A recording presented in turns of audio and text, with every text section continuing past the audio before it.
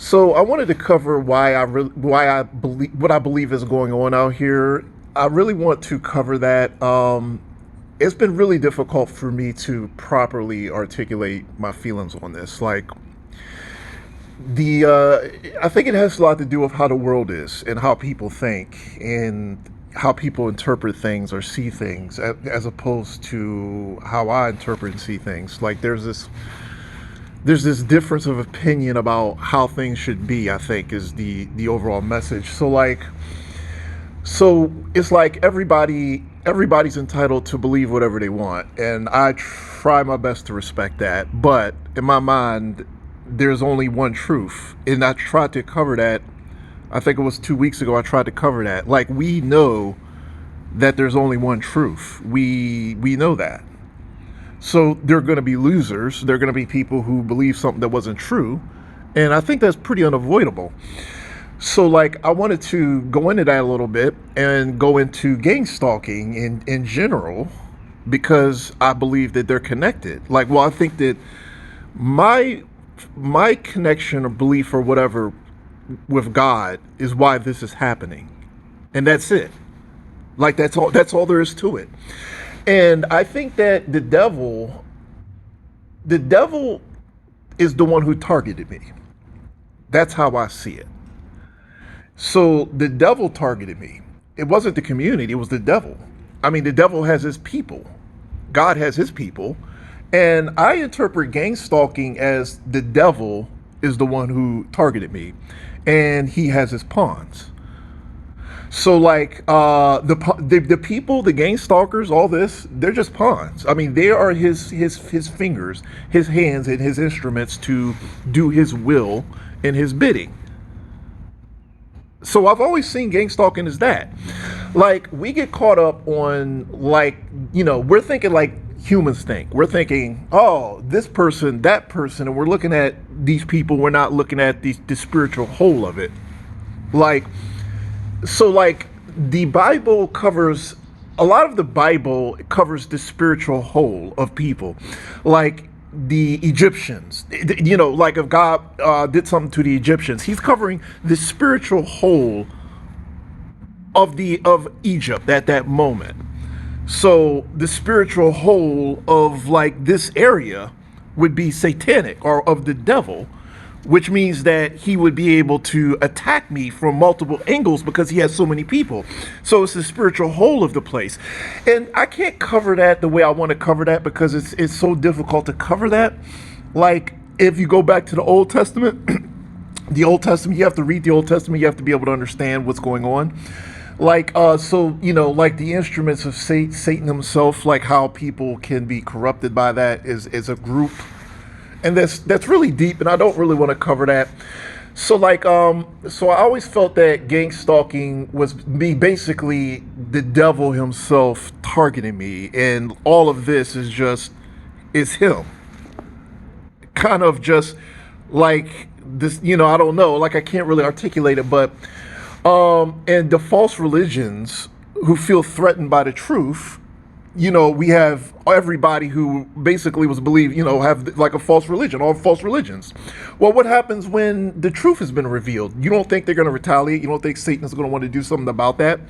His best weapon would be to discredit God's people so that so people will believe his deceptions.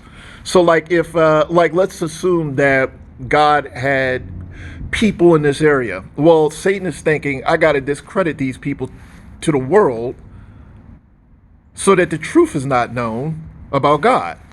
That way they believe what I want them to believe. So I discredit them. So the gang stalkers, in essence, would be sent by the devil to discredit God's people or to make us evil or sinful so that his lies can live on. Like the false religions, like the false people, the false gods, the false everything. So his false message gets to live on because he attacks us and he brings us down. People start to think, whatever he wants them to think, not see the truth. So it's blinding people. So I always felt that, it's just like how, people make grandiose claims about, their experiences with God that never really happened. And they deceive people with that. They're invested in deception. A lot of people are invested in deception. And I look at it like that. I really do. Like the gang stalkers are just the symptom of Satan's power over the community and the world, essentially. And they're his people. I mean, they're his people as instruments. They're the people that he has access to. He can manipulate them, and they're doing what he wants. That's why I used to tell people, if you're targeted, it was nothing that you actually did. It's not because you turned right when you should have turned left or you made mistakes. It has nothing to do with that. You could have been the most upstanding human that ever lived. The gang stalkers are not motivated by their personal relationship with you or things you've done. They don't care about that. They targeted you because of what you represent on some level, or what you have the potential of representing. And that's my take on it. So it's not to say that every single targeted person would be a Christian. I would have to say that you got to think of it the same way I'm thinking of it. You got to look at the spiritual whole. Like, there's something about you that Satan is against, essentially. Like, he's not feeling you. So that has become a problem for you. And I would just put it to you like that. A lot of people underestimate how much power the devil has. I mean, the devil was the same person who offered Jesus Christ all the kingdoms of the world. Like, he was literally offering the world up to Jesus Christ, like he could give this to him. So a lot of what I say, like when you introduce like doctrine that I don't believe in, a lot of that I think is you being deceived. That's why I'm really aggressive with that. Like, it's nothing personal, so I don't want people to think that I'm attacking them directly. But I am taught that you cannot go against biblical teachings and be saying you're doing people a favor. That's literally the worst thing you could do. I mean, that's literally the worst thing you could do. I mean, we're taught that.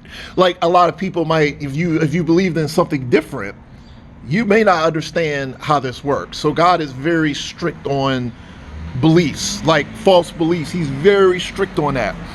So, like, you can't, if you're presenting that, I see that almost as an attack against God, if that makes sense. So I just want to say it's nothing personal against people who believe different things. Like, it's not like I'm personally attacking you.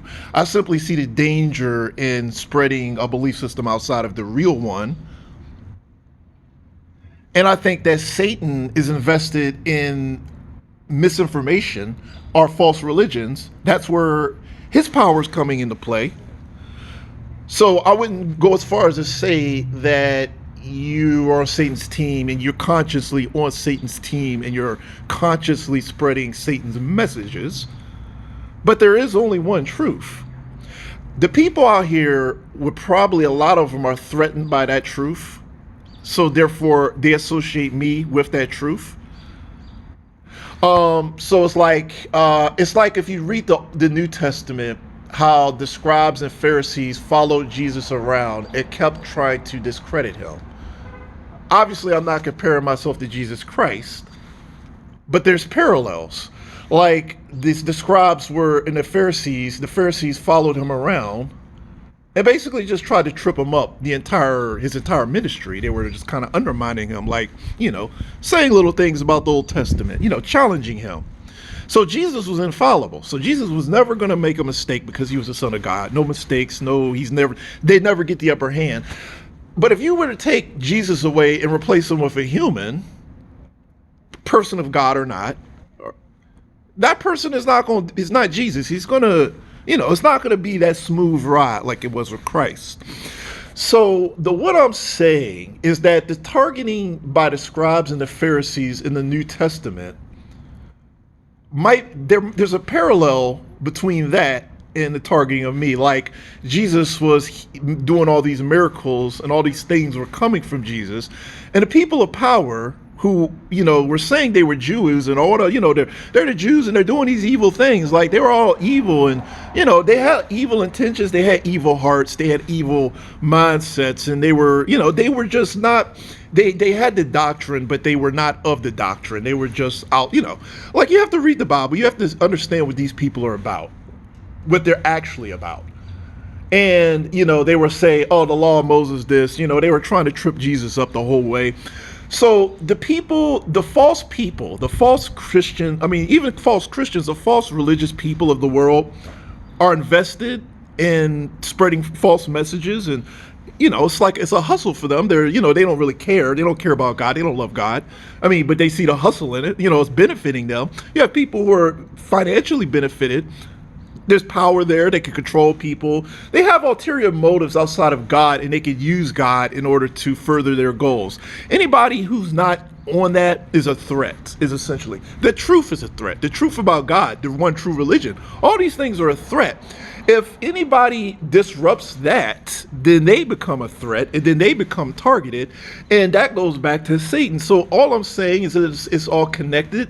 So I just want to say again, I'm not out trying to demonize you or whatever, but with people who would present different religions or different ideas outside of Christianity, I have to be very aggressive with that simply because of what I consider an attack against God himself.